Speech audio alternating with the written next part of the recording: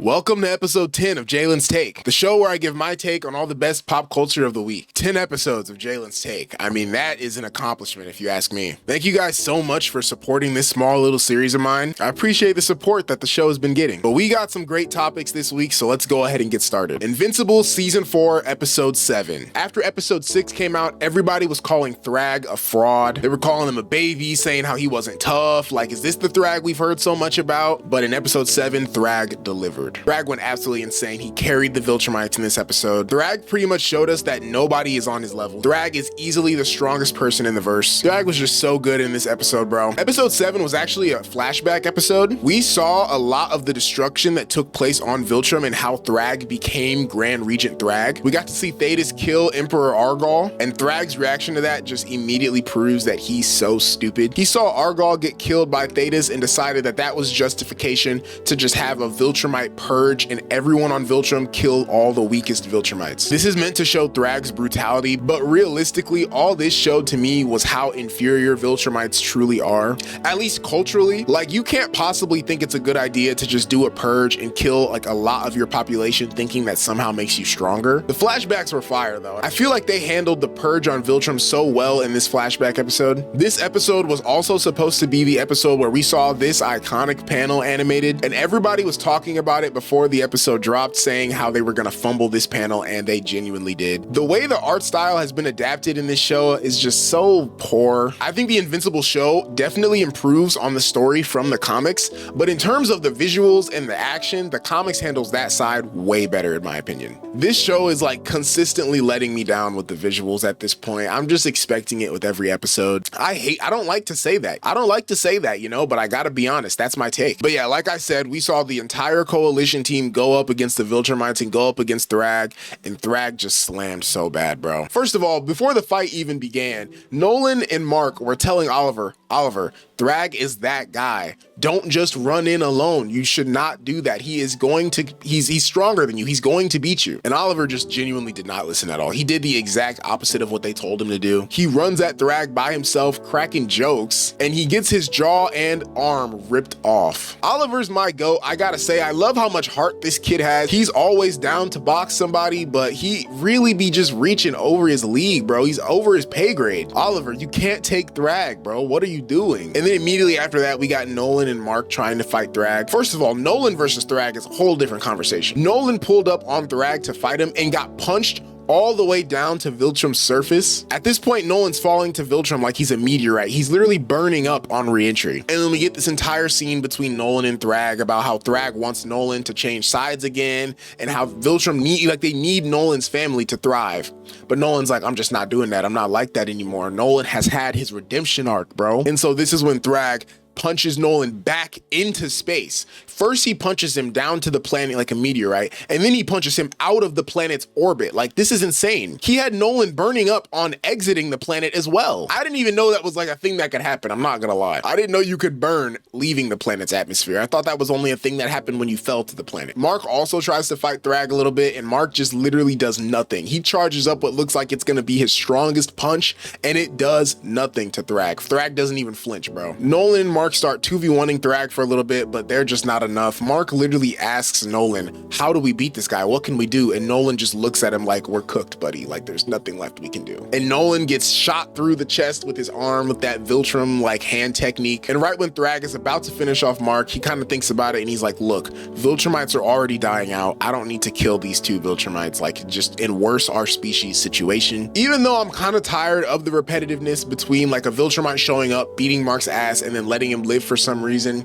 this does kind of make sense. Like, at this point there's like 30 Viltrumites left in the universe. It makes sense for THRAGG to not want to lessen that number even more, especially when Nolan and Mark gave THRAGG a new way to revive the Viltrum Empire. And so after the fight, THRAGG and the rest of the Viltrumites leave the scene. Mark and Nolan get back to Telescaria and start healing, and Mark realizes THRAGG and the Viltrumites have gone to Earth. Next episode is gonna be so fire, bro. It's gonna be so fire. I read the comics, so like I know what happens, but I don't want to talk about it too much just in case any of you guys haven't read the comics. The next episode is just gonna be a nice little arc closer, you know, finishing off the series. It's gonna be nice, bro. Episode 7 was pretty good, but again, I think my biggest complaint with the episode again is gonna be the visuals and animation. There's literally one like one clip, I think, where Nolan, Mark, and Thetis are destroying the planet that looks really awesome, but then every other like panel that they adapted in that scene was adapted really poorly, in my opinion. This show just is not doing a good job with the visuals, I think, and it's really hard. Like, I can't not bring it up every episode when it looks poor every episode. This week was CinemaCon in Las Vegas, and the only thing that I really want to talk about here is the Spider-Verse stuff that we got. At the Sony panel at CinemaCon, they gave us some new stuff to look at for Beyond the Spider-Verse, and at the actual convention, they showed footage as well, and we have descriptions of that footage, so let's talk about it all. First off, we got these 4 new stills that were released publicly, so let's look at these. So the first shot we got that just looks awesome is another shot of Spider-Man versus Spider-Man. We got Miguel O'Hara versus Miles Morales. When I first saw this, I thought it was probably going to be part of some flashback recap of the last movie, because that's just how it looks to me. This looks pretty identical to the exact same shot and move that Miguel did on Miles in Across the Spider-Verse, but a lot of people were also saying that this could potentially be from a new fight in the movie, and I can't rule out that possibility. I feel like this has to be some type of impact frame or like freeze frame in between shots, because this clearly is not what Miguel's costume looks like. It's also not really what Miles's costume looked like, but they do cool little sequences like this that look like this in between like frames in the action sequences. So that's what I'm guessing this is. I don't think that these are actually Miguel and Miles suits, and I don't think this is how they're gonna look throughout the movie. I think this is just like the one frame. Our second frame is a frame of Miles and his dad. This scene, I think, is definitely some type of flashback memory, because it's like the exact same fit like that Miles wore in Into the Spider-Verse. It looks like younger Miles too. And this is just another reminder of how important family, specifically Miles' father, is to this movie. The whole plot of the movie pretty much is revolving around, is Miles going to be able to save his father and break the canon event sequence that the Spider-Verse seems to have created? I think the family aspects is easily one of the best parts of the Spider-Verse movies with Miles, so I'm so excited for this. And speaking of family, we also got a freeze frame of both Aaron and Jeff. This is obviously another flashback because of how young they are as well. I wonder who they're looking at in this shot though. Who's sitting in the back seat of this car? It could be like a baby Miles, actually. That would be pretty cute. But yeah, young Jeff and Aaron look so funny here. They look good, bro. Aaron with his dreads and Jeff with his haircut, bro. They look good, bro. Jeff actually has a head of hair. He's usually bald. And then the last still frame that was made public was this frame of Spider-Punk talking about let's go save your dad, gonna save your dad. Spider-Punk was so goated in Across the Spider-Verse, bro. This frame here tells me all I need to know. He's gonna continue to try to keep helping Miles in every way he can, because he's just like that, bro. He's goated, man. And then some of the footage that was actually shown at CinemaCon also has a description. Basically what they were showing is like the first few minutes of the film, and they saw like Miles and Earth 42 Miles G Morales, and they were talking about how Miles doesn't pronounce their last name correctly. We also learned that this movie is being made in 70 millimeter. It's being made in the 1:43:1 ratio, which is the 70 millimeter ratio, and that is insane. That means we're gonna be able to see Beyond the Spider-Verse in 70 millimeter IMAX, bro. That is crazy. They're also talking about Kingpin might be returning in this film, bro.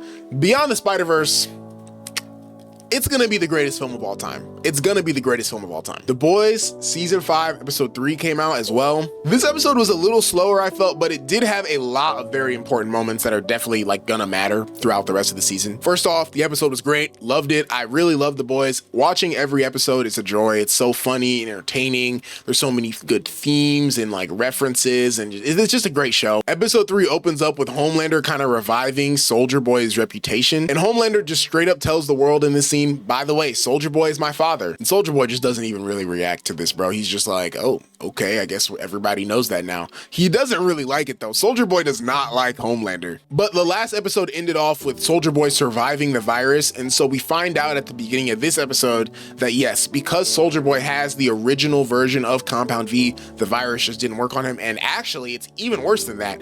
The original version of Compound V apparently makes people immortal. So now Homelander's looking for Compound V, V1, to make himself immortal, and that is pretty much what sends him further descending into madness throughout this episode. Homelander's just genuinely going insane. There's no other way to say it. He was already insane, but like, he's going even more insane. And it's like, you don't think someone can go even more insane until you see shit like this.